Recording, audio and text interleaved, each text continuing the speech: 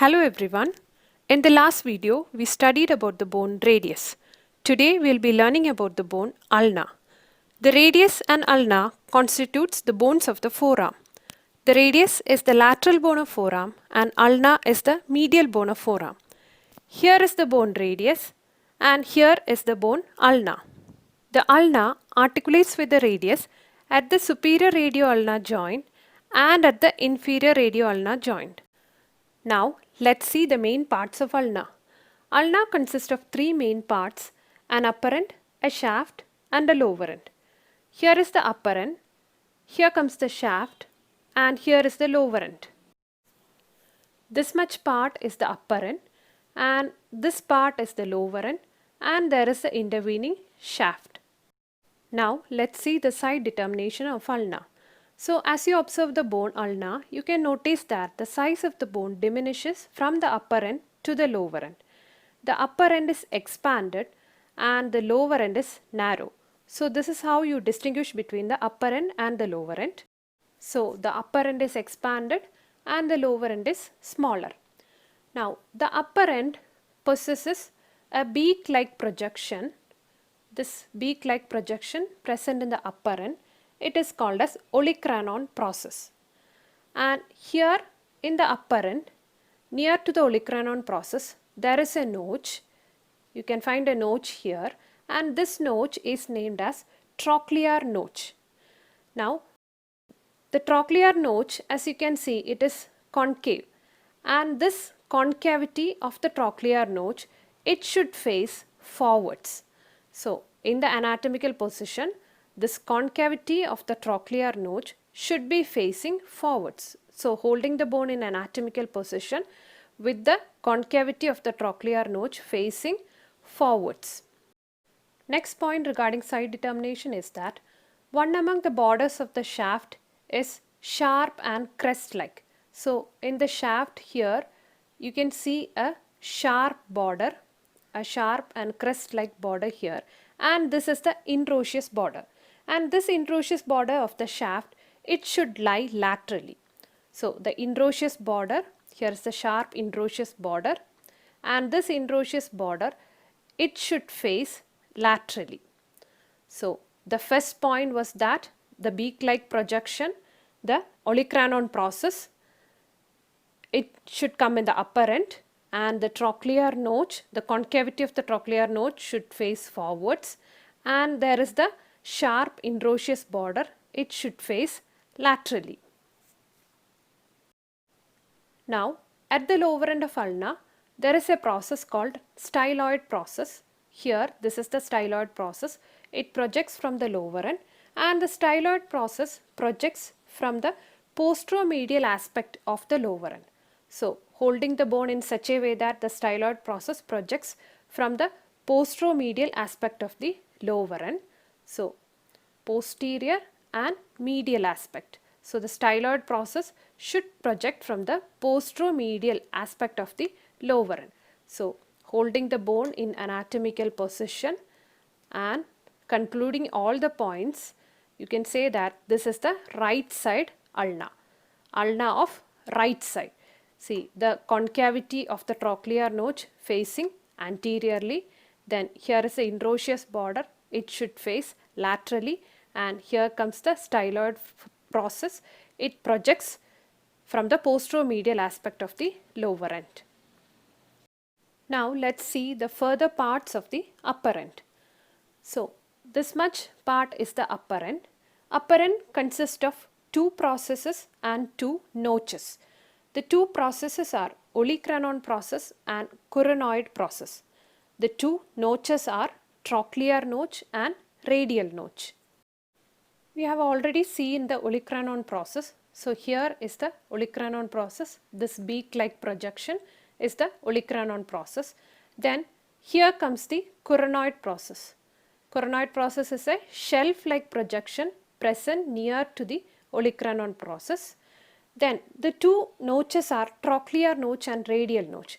We have already seen the trochlear notch. This concave notch here, it is the trochlear notch, and radial notch is the small notch which you find here.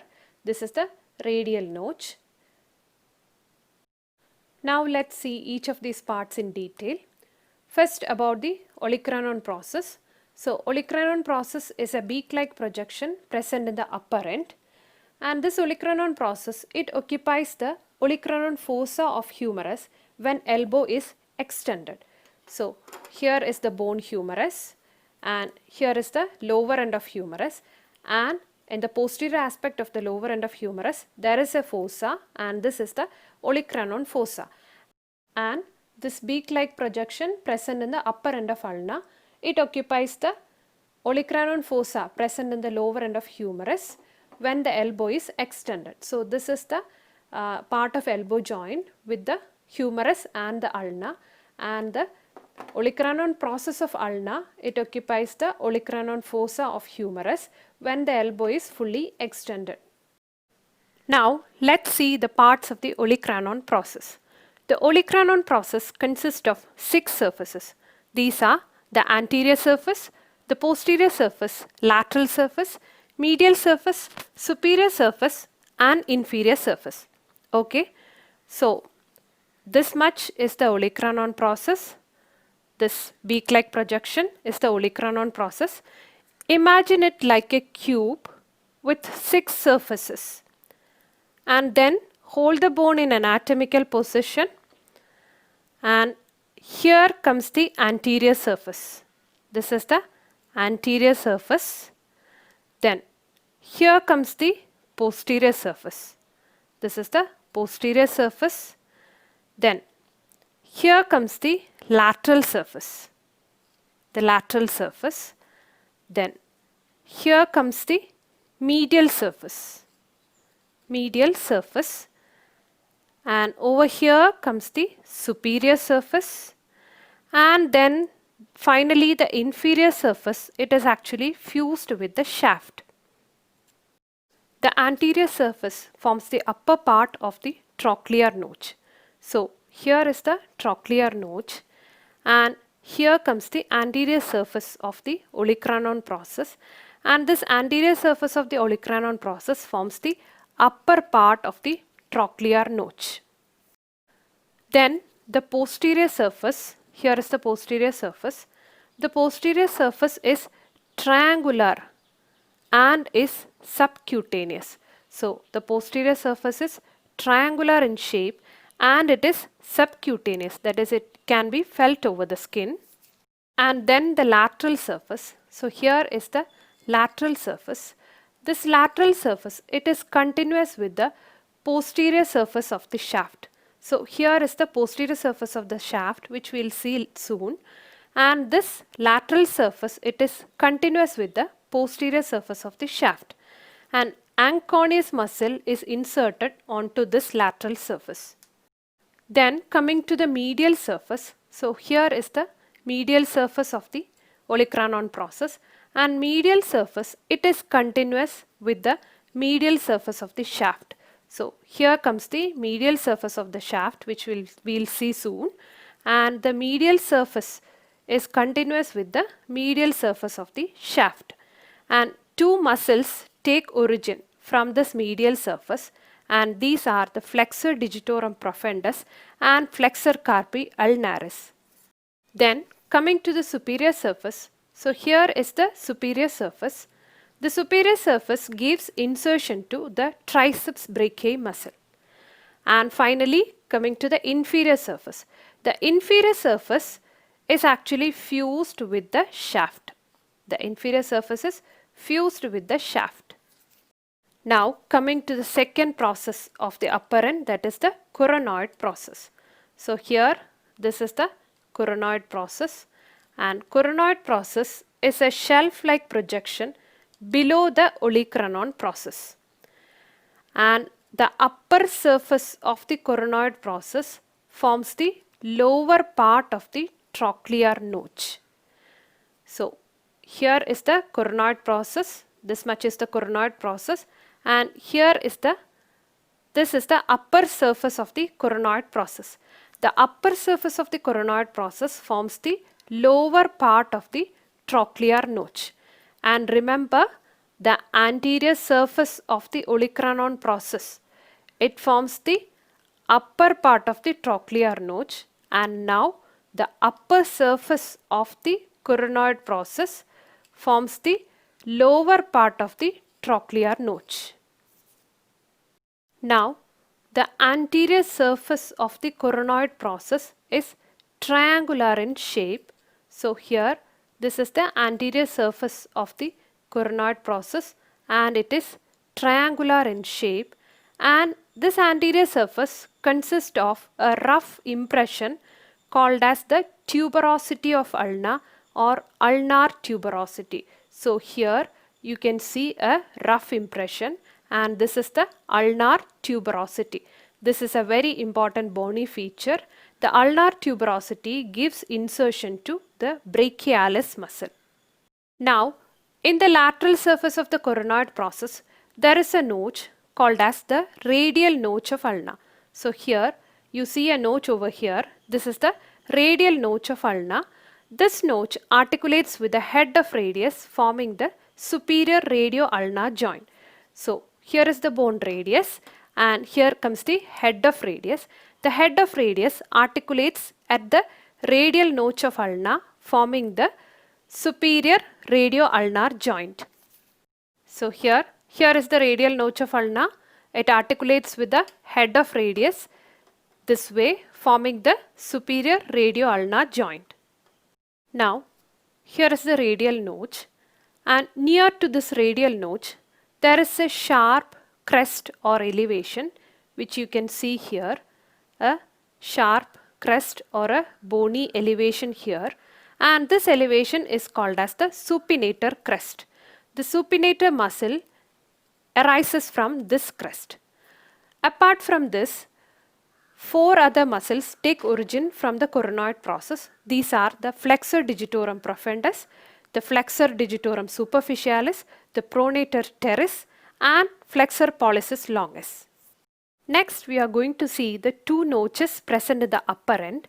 The 2 notches are the trochlear notch and the radial notch. So here is the trochlear notch and here comes the radial notch. So first, about the trochlear notch. The trochlear notch is concave and it articulates with the trochlea present in the lower end of humerus.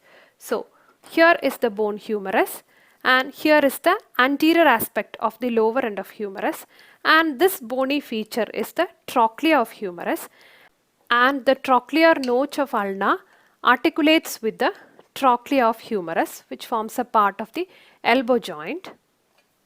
And this trochlear notch is formed by the anterior surface of the olecranon process and the upper surface of the coronoid process. Next notch is the radial notch or the radial notch of ulna. It is an oval depression on the upper part of the lateral surface of the coronoid process. The radial notch articulates with the head of radius, forming the superior radio-ulnar joint. We have already discussed this. So now we have finished the upper end of ulna. Now let's look into the shaft of ulna. The shaft consists of 3 borders and 3 surfaces. So first of all, let's look into the borders.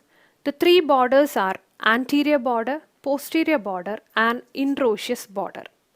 So first, let's see the introitious border. The introitious border is a sharp crest-like border. We have already seen this introitious border. It is a sharp crest-like border. It is also the lateral border of the shaft. It is a sharp crest-like border and the introitious membrane is attached to this border. And next, coming to the anterior border is thick and rounded. It is thick and rounded, and anterior border begins above at the medial side of the radial tuberosity. So here is the radial tuberosity, which we have already seen, and here is the medial side of the radial tuberosity. So starting from the medial side of the radial tuberosity, the anterior border extends down here, and it extends till the base of the styloid process. So this process at the lower end is the styloid process. So anterior border extends up to the base of the styloid process. and flexor digitorum profundus muscle takes origin from this anterior border. Now coming to the posterior border of the shaft, the posterior border, it begins near the posterior aspect of the Olecranon process. So here is the Olecranon process and this is the posterior surface of the Olecranon process. So below the posterior surface of the Olecranon process, the posterior border starts and it comes down and it is indistinct at some extent and it extends all the way down here and it is subcutaneous throughout its extent. That is, you can try feeling it at the dorsal aspect of your forearm. So that is the posterior border. It begins at the posterior aspect of the Olecranon process and it extends downwards. Now let's look into the surfaces of the shaft. There are three surfaces: anterior surface, medial surface and posterior surface. So first about the anterior surface. The anterior surface lies between the anterior border and the introitious border. So here is the introitious border, the sharp crest-like introitious border, and here comes the anterior border, the round thick anterior border, and between the anterior border and the introitious border comes the anterior surface. So here is the anterior surface. Now flexor digitorum profundus and pronator quadratus, these two muscles takes origin from the anterior surface. Next coming to the medial surface. Medial surface lies between the anterior border and the posterior border. So here is the anterior border, the thick rounded anterior border, and now here is the posterior border. So in between this anterior border and the posterior border, here comes the medial surface of the shaft.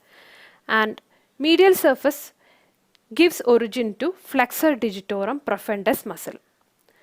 Next coming to the posterior surface lies between the posterior border and the introitious border. So here is the introitious border, the sharp crest-like introitious border, and here is the posterior border. So in between the posterior border and the introitious border, here comes the posterior surface. The muscle anconeus is inserted into this posterior surface. Now here this diagram shows a cross section of the shaft of ulna, and this is the right side ulna which is depicted here. It is the right ulna. So here is the right side bone ulna, and if you take a cut section here, you get the cross section of the shaft and it is triangular in cross section, and here comes the anterior aspect, here is the posterior aspect, here comes the lateral aspect, and here is the medial aspect.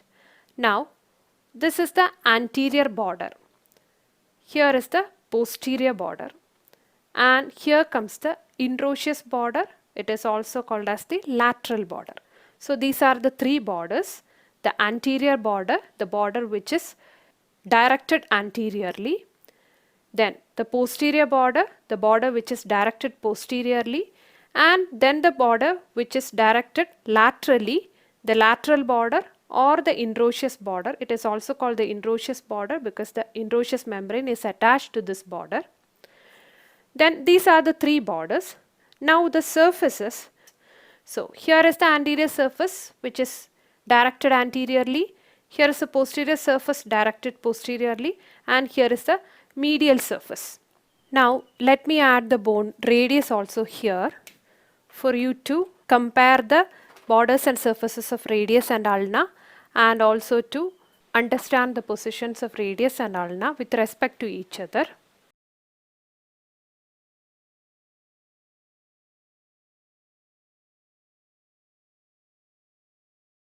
So here I have drawn the right radius also. Now what you see here is the cross sections through the shaft of the two bones of the forearm, specifically the right forearm. So again, here is the anterior aspect, here is the posterior aspect, here is the lateral aspect, and here is the medial aspect. Now, if you remember the borders and surfaces of the bone radius, radius consists of three borders: anterior border, posterior border and medial border or the introitious border. So here comes the anterior border, and here comes the posterior border, and here comes the introitious border or it is the medial border. So remember, in case of radius, the introitious border is the medial border, while in case of ulna, the introitious border is the lateral border. Now, the surfaces of radius are the anterior surface, the posterior surface and the lateral surface. So, here comes the anterior surface and here comes the posterior surface and here comes the lateral surface. And you have the introitious membrane here extending between the two introitious borders of the two bones. And the introitious membrane, it is a sheet of fibrous connective tissue which connects the bones to each other, which connects the radius and ulna to each other. So this is a cross section through the shafts of radius and ulna of the right forearm, showing the borders and surfaces of each bone. You can try drawing the same figure with the left radius and ulna. This way you can remember the borders and surfaces of radius and ulna, and this will make sure you won't get confused. So we have finished the upper end and the shaft. Next, let's look into the lower end. The lower end, as I said earlier, it is narrow when compared to the upper end. The lower end consists of two parts, the head and the styloid process. So here comes the head. This is the head and this process is the styloid process. So first about the head. This is the head of ulna, and head has a smooth convex articular surface on its lateral part. So here you can see a smooth part. It is actually an articular surface, and this is present to the lateral part of the lower end. So here, holding the bone in anatomical position, you can see this is the introitious border which is the lateral border. So this is the lateral aspect of the lower end and this is the medial aspect of the lower end. And to the lateral aspect of the lower end comes the head of ulna, and head consists of a smooth convex articular surface. This is the smooth convex articular surface present in the lateral part of the lower end, and this articular surface articulates with the ulnar notch of radius to form the inferior radio-ulnar joint. So here is the bone radius and here is the lower end of radius, and we have seen this is the ulnar notch of radius present in the lower end of radius, and this ulnar notch of radius, it articulates with the head of ulna or the articular surface present in the lateral part of the head of ulna to form the inferior radio-ulnar joint. So this is how the inferior radio-ulnar joint is formed. Next is about the styloid process. So here comes the styloid process. Styloid process is a very important bony feature. It is a short rounded process which projects downwards from the posteromedial aspect of the lower end of ulna. We have already discussed this.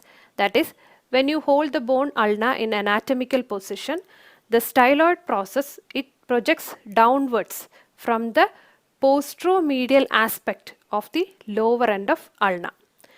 And the styloid process, it gives attachment to the extensor retinaculum. Now, let me tell you few points regarding the clinical anatomy of ulna. The shaft of ulna may fracture either alone or along with that of the radius.